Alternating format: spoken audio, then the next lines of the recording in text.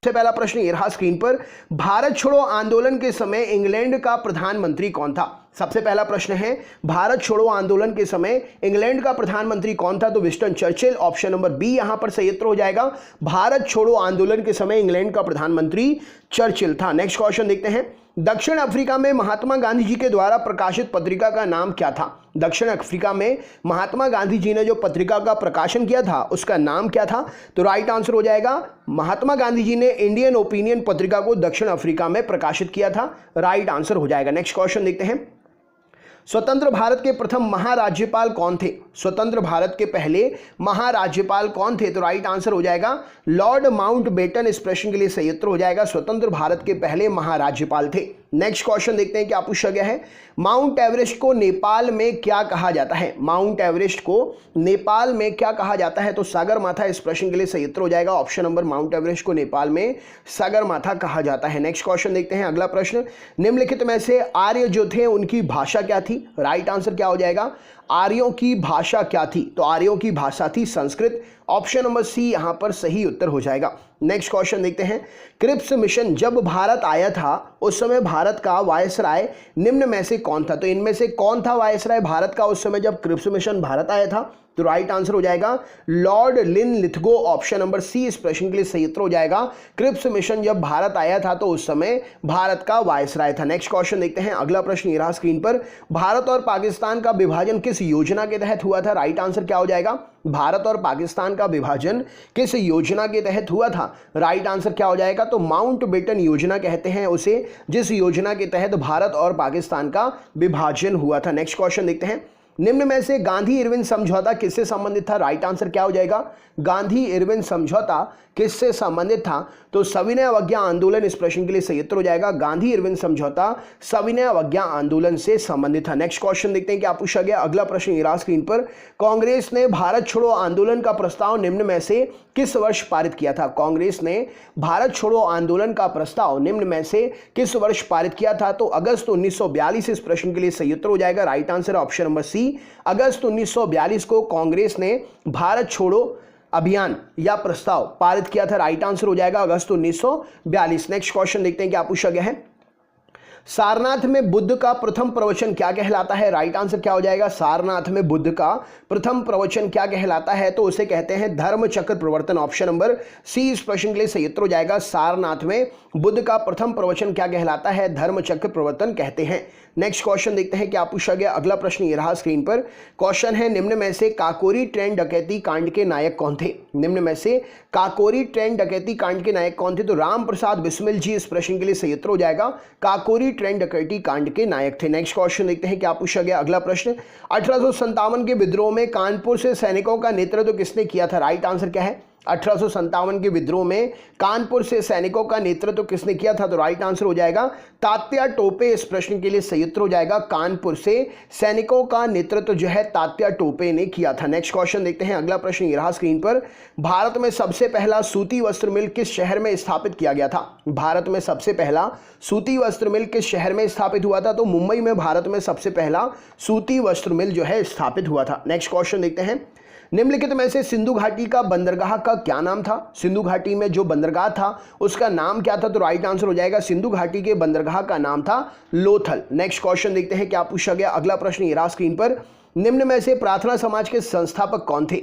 निम्न में से प्रार्थना समाज के संस्थापक कौन थे? तो आत्माराम पांडुरंग जी। ऑप्शन नंबर बी यहां पर सही उत्तर हो जाएगा, प्रार्थना समाज के संस्थापक थे। नेक्स्ट क्वेश्चन देखते हैं, मोहनजोदड़ो में सबसे बड़ा भवन कौन सा था? राइट आंसर क्या हो जाएगा, मोहनजोदड़ो में सबसे बड़ा भवन कौन सा था? तो अन्नागार जो है, ऑप्शन नंबर बी यहां पर सही उत्तर हो जाएगा, मोहनजोदड़ो में सबसे बड़ा भवन अन्नागार था। नेक्स्ट क्वेश्चन देखते हैं क्या पूछा गया है, निम्न में से किस कानून को गांधी जी ने काला कानून कहा था?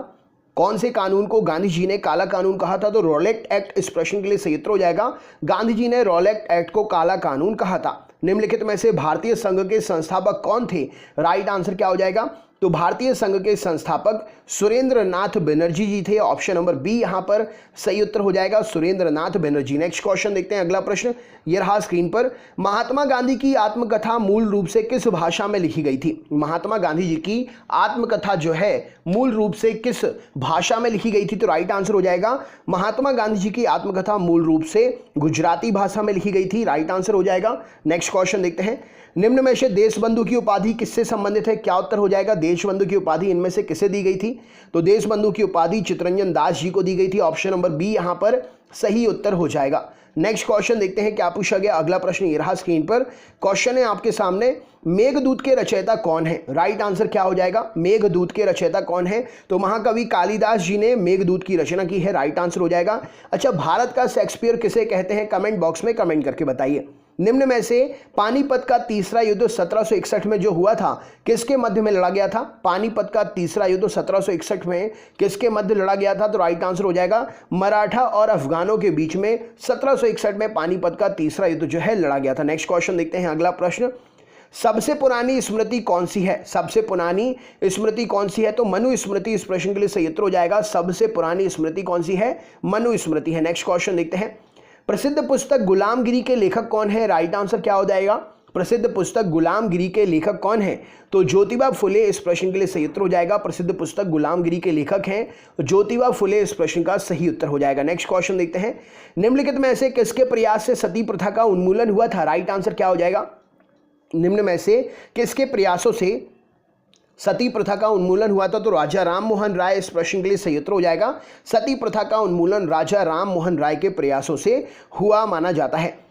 देशी भाषा समाचार पत्र अधिनियम किसके गवर्नर जनरल के कार्य में पारित हुआ था? देशी भाषा समाचार पत्र अधिनियम को किसके गवर्नर काल में पारित किया गया था? तो राइट आंसर हो जाएगा देशी भाषा समाचार पत्र अधिनियम जो है लॉर्ड लिटन के कार्यकाल में। ऑप्शन नंबर ए इस प्रश्न के लॉर्ड लिटन गवर्नर के कार्यकाल में हुआ था पारित। नेक्स्ट क्वेश्चन देखते हैं, अगला प्रश्न ये रहा स्क्रीन पर। क्वेश्चन है, निम्नलिखित में से अलीगढ़ विश्वविद्यालय की स्थापना किसने की थी? अलीगढ़ विश्वविद्यालय की स्थापना किसने की थी? तो सैयद अहमद खान, इस प्रश्न के लिए सही उत्तर हो जाएगा।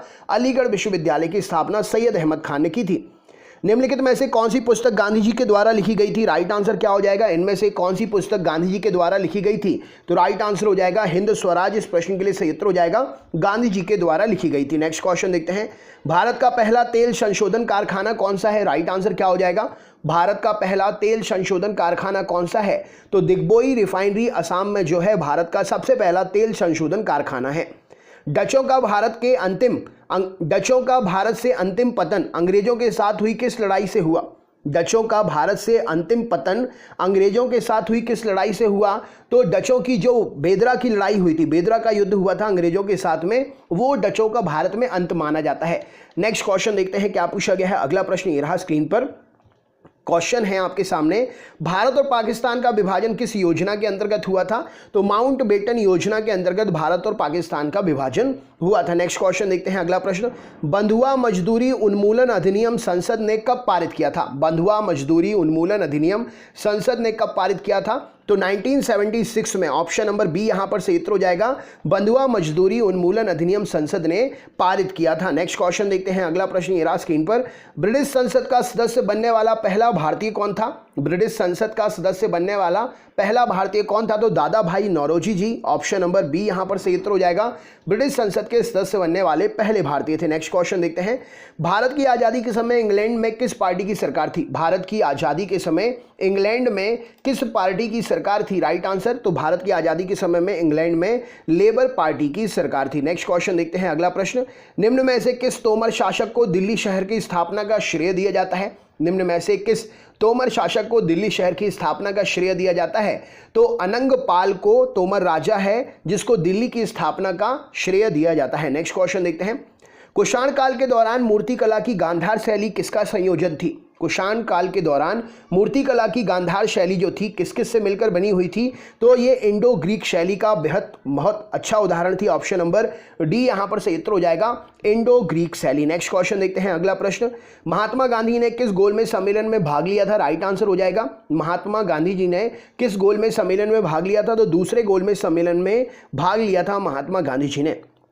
नेक्स्ट क्वेश्चन देखते हैं, बाल गंगाधर तिलक को लोकमान्य की उपाधि किस दौरान दी गई थी? बाल गंगाधर तिलक को लोकमान्य की उपाधि किस दौरान दी गई थी? तो होम रूल आंदोलन के दौरान बाल गंगाधर तिलक को लोकमान्य की उपाधि दी गई थी। नेक्स्ट क्वेश्चन देखते हैं क्या पूछा गया है, किसने चित्तौड़ के किले में विजय स्तंभ का निर्माण कराया था? चित्तौड़ के किले में किसने विजय स्तंभ का निर्माण कराया था? तो राणा कुंभाची इस प्रश्न के लिए सही उत्तर हो जाएगा। चित्तौड़ के किले में विजय स्तंभ का इन्होंने निर्माण कराया था। नेक्स्ट क्वेश्चन, रघुपति राघव राजा राम के लेखक कौन है? राइट आंसर क्या हो जाएगा? रघुपति राघव राजा राम के लेखक कौन है? तो Vishnu Digambar Paluskar, option number D यहां पर सही उत्तर हो जाएगा। रघुपति राघव राजा राम के ये लेखक हैं, राइट आंसर हो जाएगा।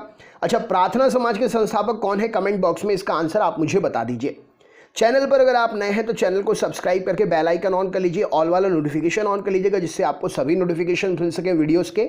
वीडियो को अपने ग्रुप में ज़रूर शेयर करिएगा, लाइक करके